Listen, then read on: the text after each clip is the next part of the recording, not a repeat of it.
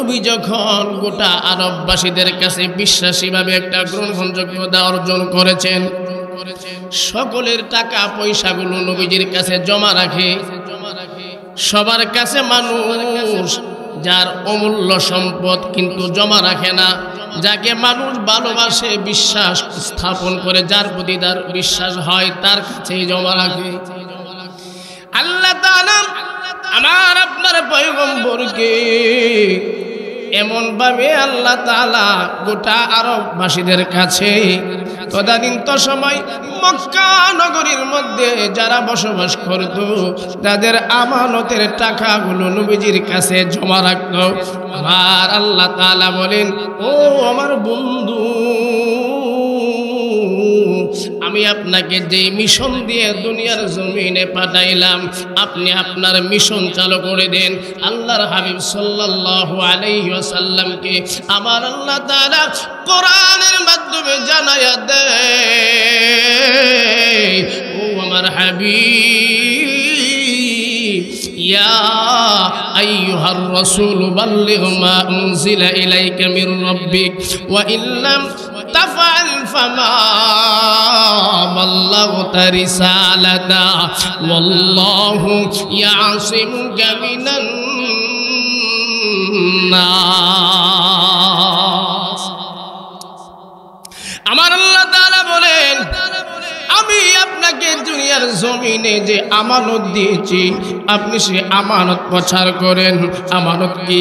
কোরআনের আওয়াজ মক্কাবাসীদের কাছে পৌঁছায়া দেন। আমি আল্লাহ যে এক, আর আপনি যে আখিরি পয়গম্বর, এই কথাটা তাদেরকে জানায়া দেন।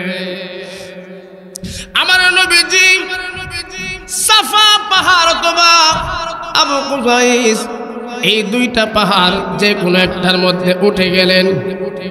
আল্লাহর হাবিব সাল্লাল্লাহু আলাইহি ওয়াসাল্লাম এই পাহাড়ের উপরে উঁচা টিলার মধ্যে দাঁড়ায়া, সেই সময় বর্তমানে মাইকের মাধ্যমে আপনাদেরকে পোস্টারিংয়ের মাধ্যমে মাহফিলের দাওয়াত দেওয়া হয়েছে। সেই সময় সেই সুবিধা ছিল না। মানুষ যদি জরুরিভাবে কাউকে তালাশ করা শুরু করত, এই উঁচা টিলার মধ্যে দাঁড়ায়া দেখত। সভাপতির মঞ্চে অবস্থান করতেছেন আমার শ্রদ্ধেয় উস্তাদ হযরতুল আল্লাম হযরত মাওলানা তাজুল ইসলাম সাহেব দামাত বরকাতুহুল আলিয়া।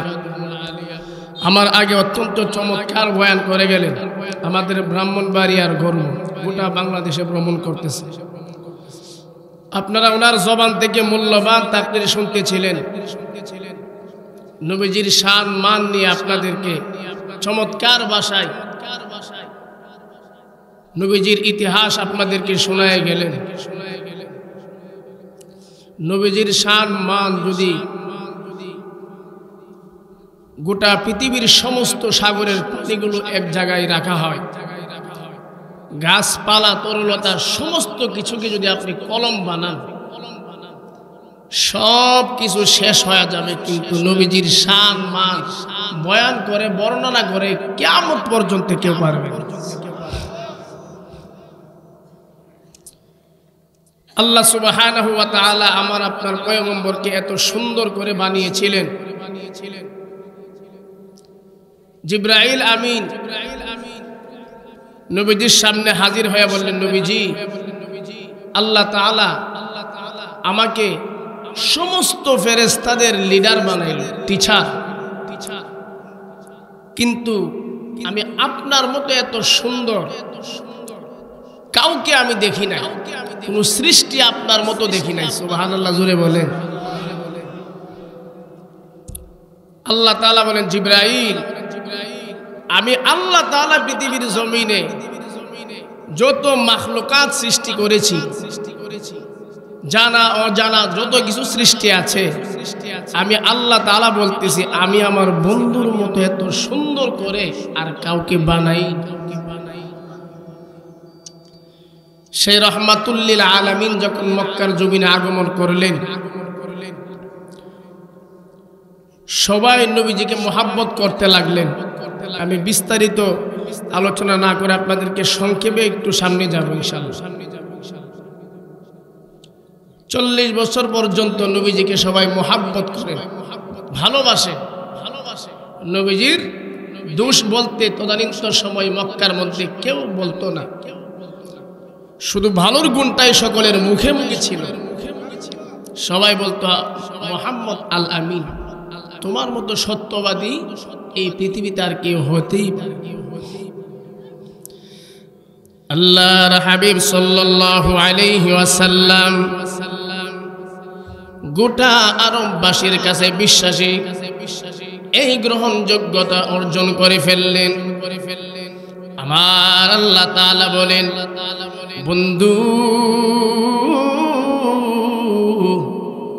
আমি আপনাকে যে মিশন দিয়ে দুনিয়ার জমিনে পাঠাইলাম, আপনি এখন থেকে আপনার মিশন চালু করে। লম্বা ঘটনা, আমি আপনাদেরকে এখান থেকে শুরু করতেছি। আল্লাহর হাবিব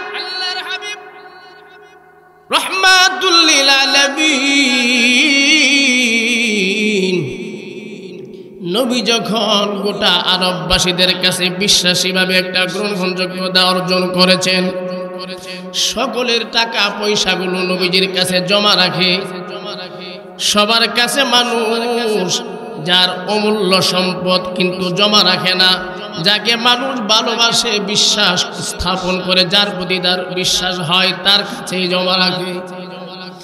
আল্লাহ তাআলা আমার আপনার পয়গম্বরকে এমন ভাবে আল্লাহ তাআলা গোটা আরববাসীদের কাছে তদানীন্তন সময় মক্কা নগরীর মধ্যে যারা বসবাস করত, তাদের আমানতের টাকাগুলো নবীজির কাছে জমা রাখত। আমার আল্লাহ তাআলা বলেন, ও আমার বন্ধু, আমি আপনাকে যে মিশন দিয়ে দুনিয়ার জমিনে পাঠাইলাম, আপনি আপনার মিশন চালু করে দেন। আল্লাহর হাবিব সাল্লাল্লাহু আলাইহি ওয়াসাল্লামকে আমার আল্লাহ তাআলা কোরআনের মাধ্যমে জানায়া দেয়, ও আমার হাবিব, ইয়া আইয়ুহার রাসূল বাল্লিগ মা উনজিলা ইলাইকা মির রাব্বিক ওয়া ইল্লাম তাফআল ফামা বাল্লাগতা রিসালাতা ওয়াল্লাহু ইয়াসিমুকা মিনান নাস।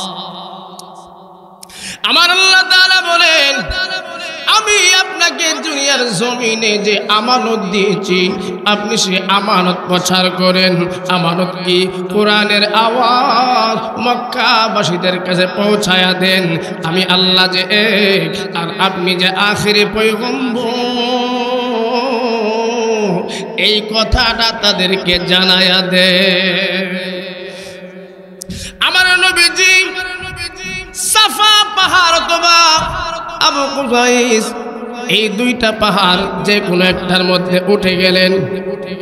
আল্লাহর হাবিব সাল্লাল্লাহু আলাইহি ওয়াসাল্লাম এই পাহাড়ের উপরে উঁচা টিলার মধ্যে দাঁড়ায়া, সেই সময়ে বর্তমানে মাইকের মাধ্যমে আপনাদেরকে পোস্টারিং এর মাধ্যমে মাহফিলের দাওয়াত দেওয়া হয়েছে। সেই সময় সেই সুবিধা ছিল না। মানুষ যদি জরুরিভাবে কাউকে তালাশ করা শুরু করত, এই উঁচা টিলার মধ্যে দাঁড়ায়া থাকতো। আমার পয়গম্বর পাহাড়ের উপরে উঠিয়া ডাকতেছে, ইয়া বানি ফুলানি সুবহান, এই আমার কওমের লোকেরা, আমার আল্লাহ তাআলা আমি তোমাদের মাঝে নবী হিসাবে এই কথা সর্বপ্রথম বলেন নাই, নবী হিসাবে আসছি। আমার নবী বলতেছেন, হে আমার কওমের লোকেরা, তোমরা আমাকে ভালোবাসো, তোমরা আমাকে আল আমিনের উপাধি দিয়েছ। আমি যদি তোমাদেরকে এই মুহূর্তে বলি, এই পাহাড়ের পিছন থেকে একটা দল তোমাদের উপরে আক্রমণ করবে, তোমরা কি আমার কথা বিশ্বাস করবা? নবীজি বলতেছেন, আমি যদি এই মুহূর্তে বলি পাহাড়ের পিছন থেকে একটা দল তোমাদেরকে সশস্ত্র বাহিনী তোমাদের উপরে আক্রমণ করবে, তোমরা কি বিশ্বাস করবা? সবাই বললেন, আল আমিন, তুমি কখনোই মিথ্যা কথা বলো না, তুমি যেই কথা বলবা সব 100% সত্য। আরো জোরে বলেন সুবহানাল্লাহ। নবীজির মনের মধ্যে সাহস পাইছে কিনা? আরো জোরে। আল্লাহর হাবিব ডাক দিয়া বলেন, হে আমার কওমের লোকেরা শোনো, আমার আল্লাহ তাআলা আমাকে নবুয়ত দান করেছেন, আমি হইলাম রাহমাতুল লিল আলামিন, আখির পয়গম্বর। সুবহানাল্লাহ। এখান থেকে নবীজির কষ্টের জিন্দেগি শুরু হয়ে যায়। শৈশবের কষ্ট কথা আপনাদেরকে শোনাইলাম না। এখান থেকে নবীজির বিরুদ্ধে পার্টি একটা লেগে যায়, নবীজির পিছুটান একটা লোক হয়ে যায়। একজন নবীজির পক্ষে একটা লোকও ছিল না, সবাই নবীজিকে ভালোবাসত, সবাই নবীজির বিরুদ্ধে চলে গেল। আমার নবীজি মক্কার চত্বরে গিয়ে আল্লাহ তাআলার কোরআনের আয়াত তিলাওয়াত করে গো। তদানীন্ত সময় একজন সাহাবী, সুদর্শন সাহাবী, সে এখনো মুসলমান হয় নাই, নবীজির দাওয়াত গ্রহণ করেছে, নবীজির দাওয়াত শুনেছে, নবীজির আহ্বানে সাড়া দিয়েছে। এই সাহাবীর নাম হযরতে মুসআব ইবনে উমার। মুসআব বিন উমাইর নবীজির সেই সময় মক্কার মধ্যে একটা ধনাঢ্য ফ্যামিলির ছেলে, যার টাকা পয়সার অভাব ছিল না, সুন্দরের অভাব ছিল না, সম্মানের অভাব ছিল না। আল্লাহর হাবিব বলেন, ও মুসআব, তুমি কি আমি নবীকে ভালোবাসো, বিশ্বাস করো কিনা? বলে, আমি শৈশবকাল থেকে আপনার ব্যাপারে কোনো একটা খারাপ মন্তব্য শুনি নাই, আপনি যেই কথা বলবেন আমি আপনার কথা শুনতে প্রস্তুত। নবী তাকে দ্বীনের দাওয়াত দিয়া দিলেন।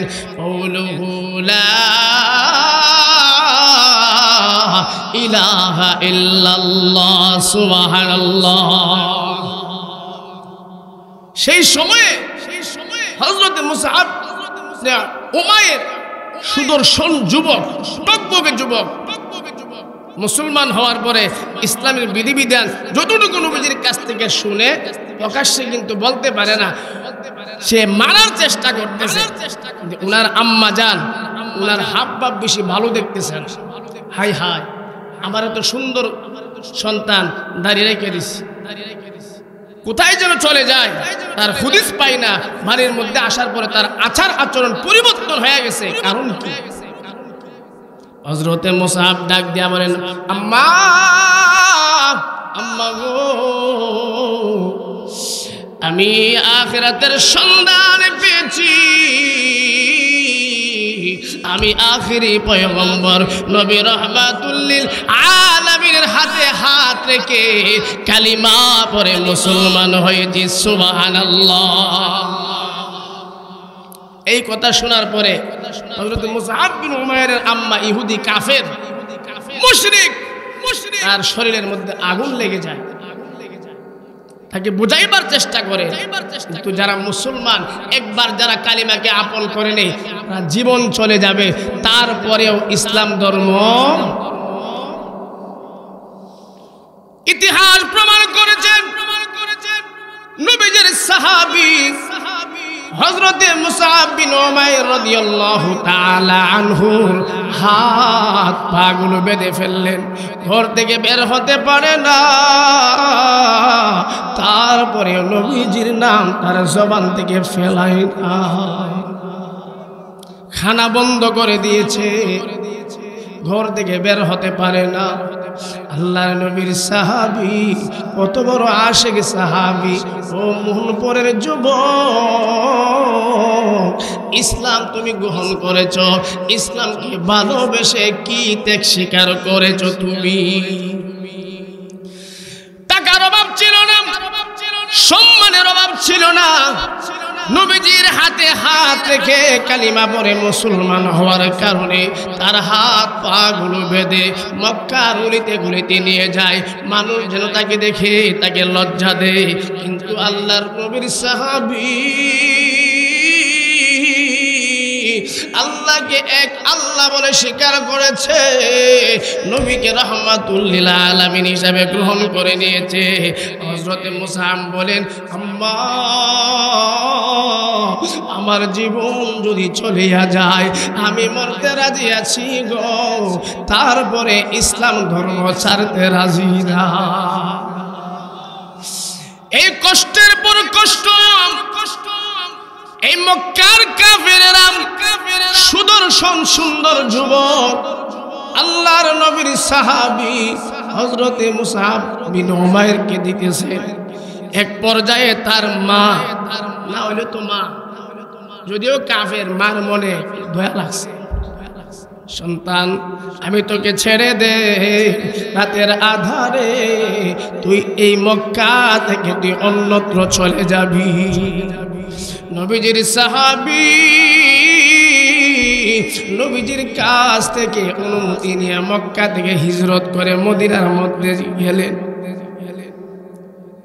মক্কা থেকে হিজরত করে মদিনার মধ্যে যাওয়ার পর কিছুদিন পূর্বে নবীজিও কাফেরদের চক্রান্ত, কাফেরেরা নবীজিকে এত বেশি আঘাত দিতে শুরু করেছে, নবীজিও নিজের মায়ের দেশ বাবার দেশ ছাড়িয়া মক্কা ছাড়িয়া নবীজিও মদিনার মধ্যে হিজরত করলেন। বিস্তারিত বলার সময় নাই, কাফেরেরা নবীজি মক্কা ছাড়িয়া মদিনার মধ্যে অবস্থান করার পরে কাফেরেরা বলতেছেন না, মুহাম্মদ মক্কা থেকে মদিনার মধ্যে চলে গিয়েছে, সেখান থেকে তার দল বল বাড়ি করে আবার আমাদের উপরে আক্রমণ করবে, দল বাড়ি করার আগে মুহাম্মদকে আমরা শেষ করে ফেলবো। নাউজুবিল্লাহ। বদরের যুদ্ধ শুরু হয়ে গেল, আপনারা শুনেছেন। বদরের যুদ্ধের মধ্যে কাফেররা জীবনের উচিত শিক্ষা পেয়েছিল। বড় বড় লিডার যারা ছিল তারা বদরের প্রান্তরে মুসলমানদের সঙ্গে পরাজিত গ্রহণ করে তারা জাহান্নামের আসামি হয়েছিল। ঠিক কিনা জোরে বলেন। আবার তারা বদরের যুদ্ধে প্রতিশোধ নেওয়ার জন্য মক্কার মধ্যে তারা লোক জমা করতে লাগলো।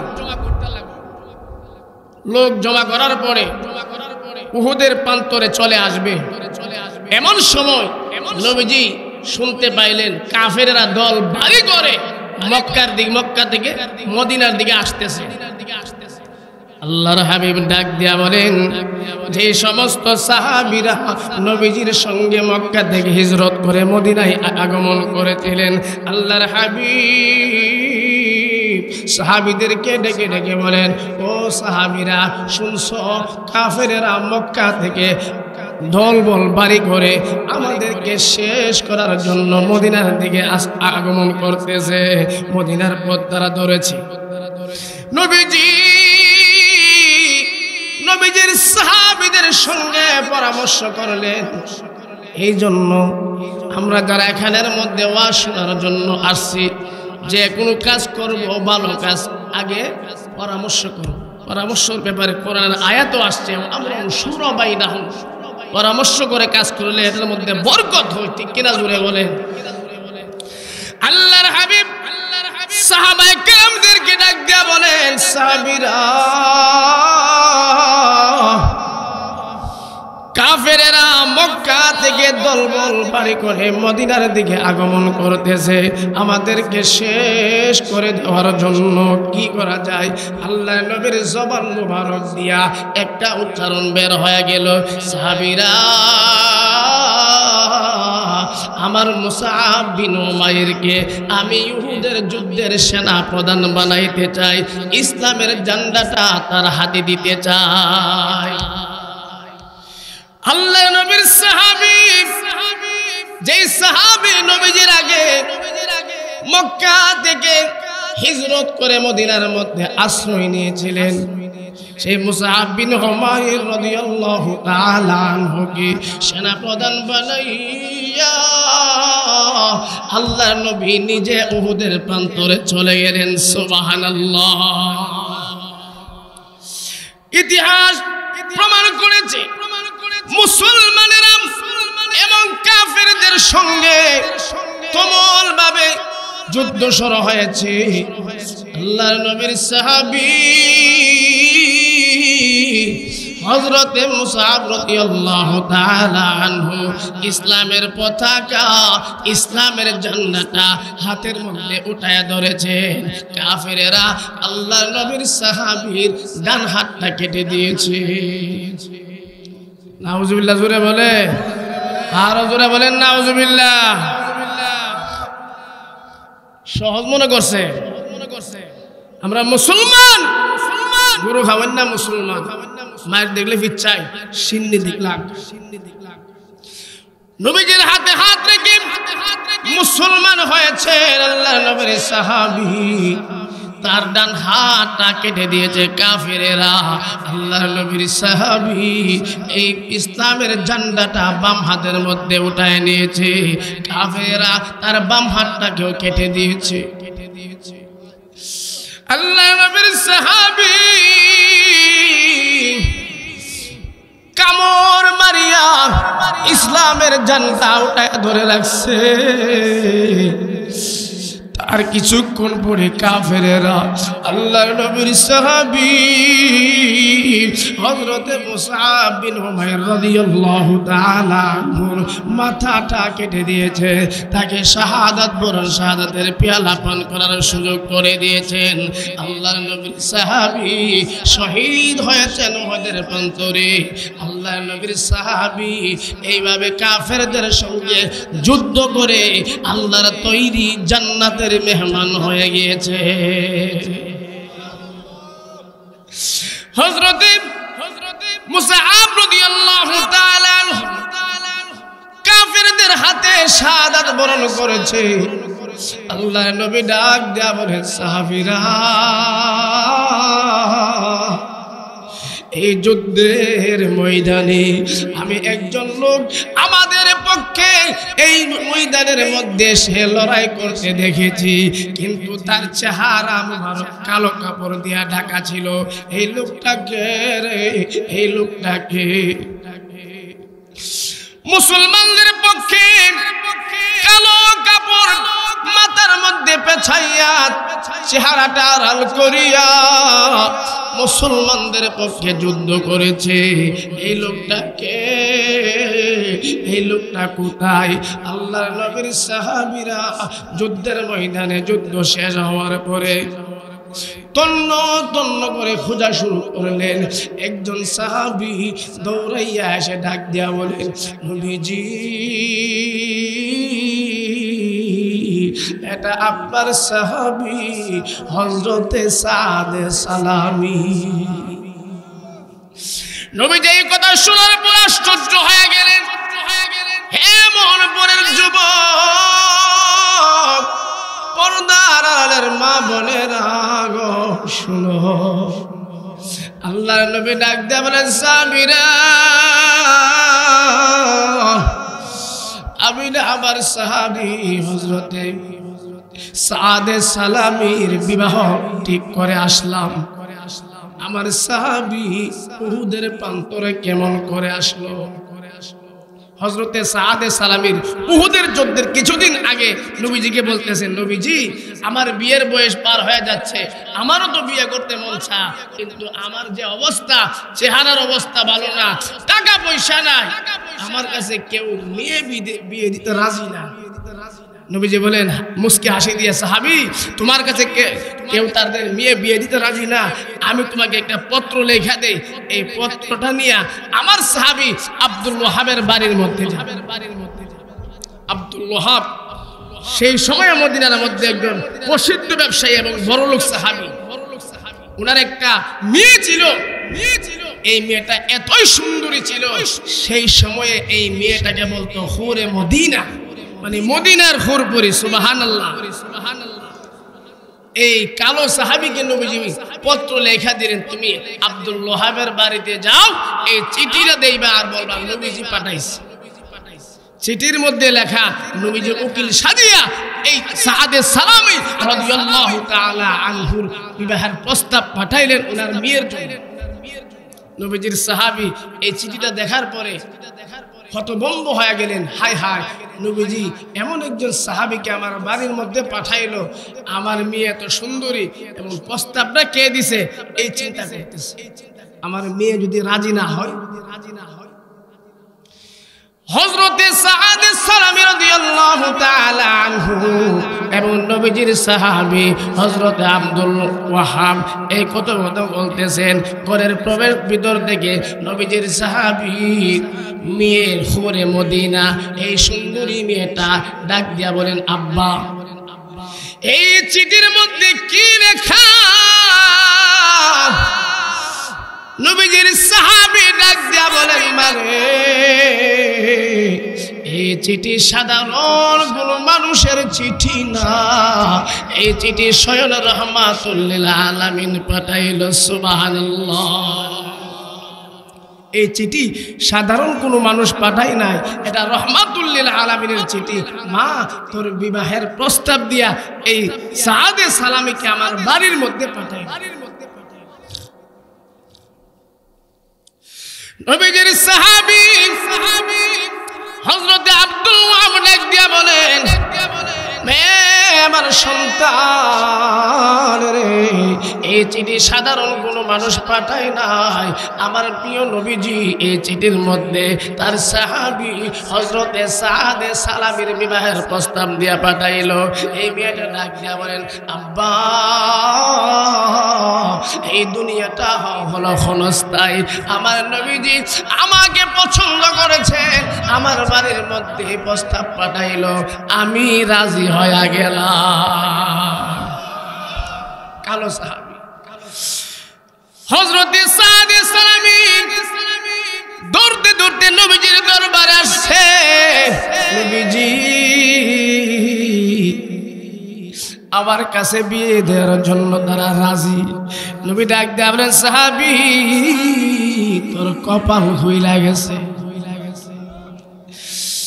হ্যাঁ সাহাবী, বিয়ে যে করবা তোমার কাছে টাকা আসেনি? আমার কাছে কিচ্ছুই তো না, আপনি সব জানেন আমার ব্যাপারে, টাকা পয়সা কিছুই না। হ্যাঁ উসমান, আমার এই সাহাবীর কিছু টাকা দাও, সে বিয়ে করবে।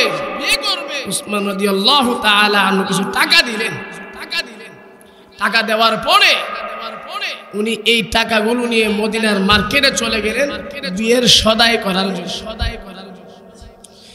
এই ওই দিক দিয়ে উহুদের যুদ্ধ চলতেছে, মনে আসেনি? আল্লাহর নবীর সাহাবী হযরতে মুসআব রাদিয়াল্লাহু তাআলা আনহু উহুদের যুদ্ধের ময়দানে শাহাদাত বরণ করেছে। আর ওই দিক দিয়ে মক্কার কাফেরেরা এলান করে দিয়েছে, গোটা মদিনার মধ্যে এলান করে দিয়েছে, কুতিলা মুহাম্মদ দুনিয়া থেকে বিদায় হয়েছে। নাউজুবিল্লাহ। এই এলানটা যখন নবীজির সাহাবী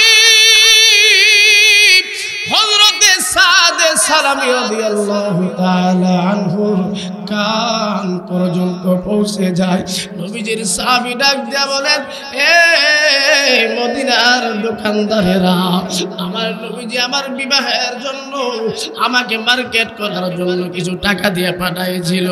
এই নবী যদি দুনিয়ার জমিন থেকে বিদায় হয়ে যায় রে, ওদের প্রান্তরে নবী যদি শহীদ হয়ে যায়, আমি সাত দুনিয়ার মধ্যে কার জন্য বাঁচব?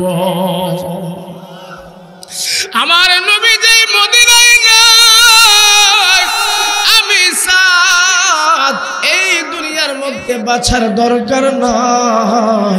দৌড়াইয়া এই টাকা দিয়া বিয়ের বাজার না করে তোর বাড়ি নিয়া কালো কাপড় পেছাইয়া নবী যদি আবার দেখে, হয় সাহাবী তোরে বিয়ের করার জন্য আমি তোরে পাঠাইলাম মার্কেট করার জন্য, তুই বিয়ে না করিয়া এই যুদ্ধের ময়দানে কি জন্য আস? এই জন্য নবীদের সাহাবী কালো কাপড় পেছাইয়া যুদ্ধের ময়দানে এসে বীর বিক্রমের মতো যুদ্ধ করতে করতে কাফেরদের সঙ্গে লড়াই করিয়া নিজেও শাহাদাতের পেয়ালা পান করেছেন। সুবহানাল্লাহ। يقتل في سبيل الله أموات بل أحياء ولكن لا تشعرون الله أكبر। আমার আল্লাহ তাআলা বলেন, যারা দুনিয়ার জমিনে ইসলামের জন্য শাহাদাত বরণ করে, দ্বীনের জন্য শাহাদাত বরণ করে। ও আমার বান্দা, শুনো শুনো রে, তারা দুনিয়ার জমিনে, তারা দুনিয়া থেকে বিদায় হয়েছে, কিন্তু দুনিয়া থেকে বিদায় হতে দেরি হবে রে। আমার আল্লাহ বলতেছেন, আমার তৈরি জান্নাতের ভিতরে নাজ নিয়ামত দ্বারা তাদেরকে ভরপুর করতে দেরি হবে না। সুবহানাল্লাহ। আল্লাহ নবী ডাক দিয়ে বলেন, সাহাবীরা রে, আমার কোন সাহাবী এই উহুদের প্রান্তরে শাহাদাত বরণ করেছে, তাদের লাশ আমার সামনে নিয়ে আসো। হযরতে সাদের লাশ যখন সাহাবীরা নবীজির সামনে এনে হাজির করলেন, নবীজি চোখের পানি ছাড়িয়া দুইটা হাত উপরের মধ্যে উঠায় দিয়েছে। আল্লাহ, আমার এই সাহাবী সব থেকে সুন্দরী মেয়ের সঙ্গে আমি নবী উকিল সাজিয়া যার বিয়ে আমি ঠিক করে আসলাম, ইসলামকে ভালোবেসে, তোমার দিনকে ভালোবেসে, আমি নবীজিকে ভালোবেসে এই ইহুদের প্রান্তরে এসে নিজের জীবন বিলায় দিয়েছে। আল্লাহ, আমার আরেক সাহাবী যে মক্কার মধ্যে ডোনাটো ফ্যামিলির ছেলে ছিল গো, টাকার অভাব ছিল না, সম্মানের অভাব ছিল না, তোমাকে ভালোবেসে, আমি নবীকে ভালোবেসে দ্বীনের জন্য ইসলামের ঝান্ডা নিজে উঠায়া ধরেছে, তার হাত দুইটা কর্তন হয়েছে, কাফেরেরা শান্ত হয় না, তার মাথা পর্যন্ত কেটে দিয়েছে। এই সাহাবীরা লাশ যখন নবীজির সামনে এসে হাজির করলেন, আল্লাহর নবী ডাক দেয়া বলেন, হে আমার সাহাবীরা রে, আমার চাচা কোথায়? আমার আব্বা যখন দুনিয়ার জমিন থেকে বিদায় হয়েছে, আমি নবীজি দুনিয়াতে আসার পর আমি আমার বাবারে দেখলাম না। 6 বছরের বয়সে বাগে হারায় এতিম, কিছুদিন পরে আমি দাদারে হারাইয়া এতিম হয়ে গেলাম।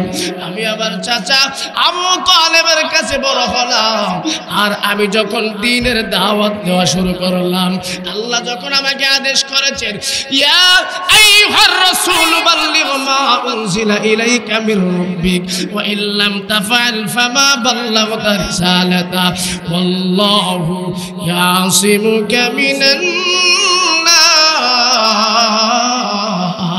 যে মক্কার মধ্যে আমার কোনো শত্রু ছিল না, আমি যখন আল্লাহর কথাগুলো, আল্লাহর আদেশে মানুষকে, জাহান্নামী মানুষদেরকে জান্নাতের পথে আহ্বান করলাম, এই মক্কার মানুষগুলো আবার উপরে কি নির্যাতন শুরুই না করলো।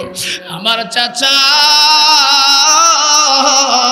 হযরতে আমির হামজা রাদিয়াল্লাহু তাআলা আনহু ছায়া আমার মাথার উপরে ছিল গো, এই আমার চাচা আজকে শহীদ হয়ে গেল। আমি 1 মিনিটে শেষ করে হুজুরকে দিয়া দিব, রাজি আছেননি? হুজুর বিয়াদবি মাফ করবেন, 1 মিনিট।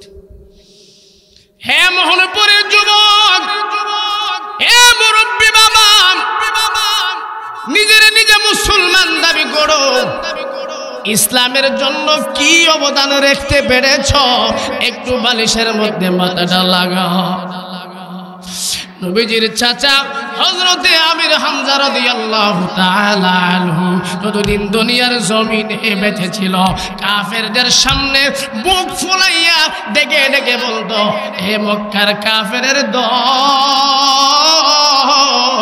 আমি আমির হামজা যতদিন দুনিয়ার জমিনে বেঁচে থাকব, আমার চাচা, আমার ভাতিজা মুহাম্মদ সাল্লাল্লাহু আলাইহি ওয়াসাল্লামকে একটা কটু কথা বলবি, আমি আমির হামজার তরবারির কাছ থেকে তোরা রক্ষা পাবি না।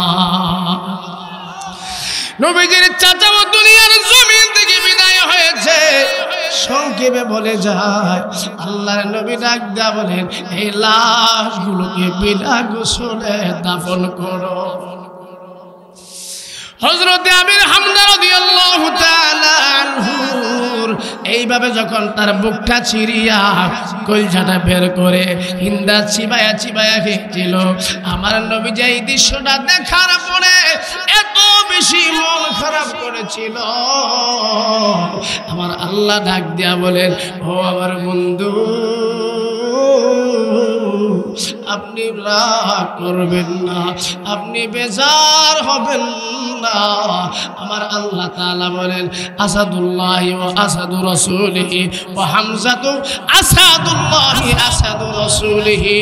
ও আমার আল্লাহ তাআলা বলতেছেন, হাবিব, আপনার চাচা আমির হামজা রাদিয়াল্লাহু তাআলা আনহু আমার কাছে একটা বাঘের মতো ছিল।